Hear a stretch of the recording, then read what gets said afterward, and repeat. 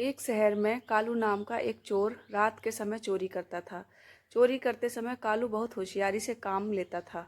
घर में उसकी पत्नी कोमल और एक 5 साल का बेटा था।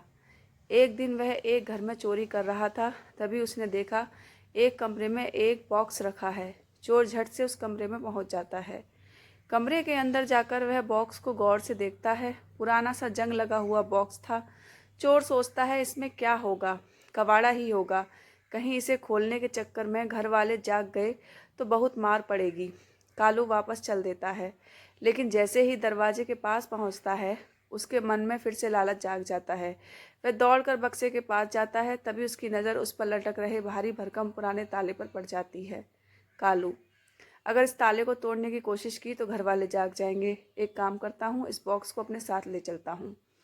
यह सोचकर कालू बॉक्स को अपने साथ लेकर घर की ओर चल देता है। घर पहुंचकर कालू बाकी चोरी का माल एक ओर रखकर सबसे पहले बॉक्स को खोलने लगता है। बहुत देर मेहनत करने के बाद जब बॉक्स खुलता है तो उसमें एक बड़ी सी किताब निकलती है। उसे देखकर कालू अपना माथा पीट लेता है। कालू, हे भगवान, इस रद्दी सी किताब के लिए इतनी मेहनत करवा दी, इसे तो कोई कबाड़ी भी नहीं लेगा। कालू किताब को निकाल कर फेंकने लगता है। वह सोचता है चलो संदूक और ताले को कबाड़ी को बेच देता हूँ। तभी वह देखता है किताब पर लिखा था, किस्मत बदलनी है तो पढ़ो। यह देखकर कालू रुक जाता है और किताब पढ़ने बैठ जाता है। किताब के पहले पेज पे लिखा था, तेरी 3 इच्छा पूरी कर दूंगी, लेकिन बदले में हर इच्छा की कीमत चुकानी होगी। कालू अगला पेज पलटता है। उस पर लिखा था, इस किताब को जहाँ से लाया है वहीं रखा, नहीं तो बर्बाद हो जाएगा। ठीक उसके सामने पेज पर लिखा था, अपनी पहली इच्छा बता, लेकिन कीमत चुकाने के लिए तैयार रहना। कालू पेज पलटता है।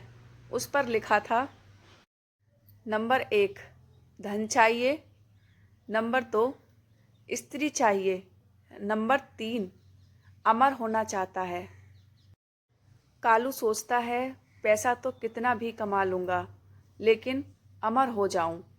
वह अमर होने पर उंगली रखता है। फिर वह अगला पेज पलटता है। उस पर लिखा था, तेरी इच्छा पूरी हो गई, तू अमर हो गया। दूसरी इच्छा के लिए पेज पलट। नंबर 1 धन चाहिए, नंबर 2 राजपाट चाहिए, या नंबर 3 सुंदर स्त्री चाहिए। कालू धन मांग लेता है। वह धन पर उंगली रख देता है। फिर अगला पेज पलटता है। उस पर लिखा था, तेरा घर धन दौलत से भर जाएगा। कालू बहुत खुश होता है। फिर वह तीसरा पेज पलटता है। उस पर लिखा था, नंबर 1 राजपाट चाहिए, नंबर 2 सुंदर स्त्री चाहिए, या नंबर 3 तीनों इच्छा से पीछा छुड़ाना चाहता है। कालू इस बार राजपाट पर उंगली रख देता है। फिर वह अगला पेज पलटता है। उस पर लिखा था, तुझे कल राजगद्दी मिल जाएगी।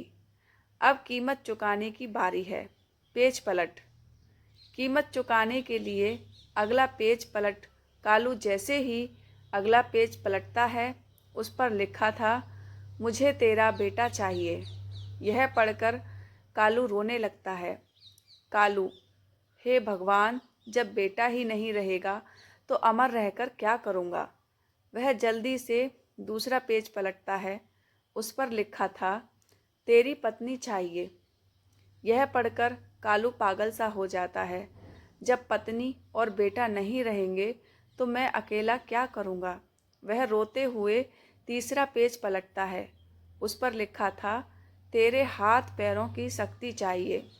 यह पढ़कर वह देखता है उसके हाथ पैर उठ नहीं रहे। कालू की आंखों से आंसू बह रहे थे।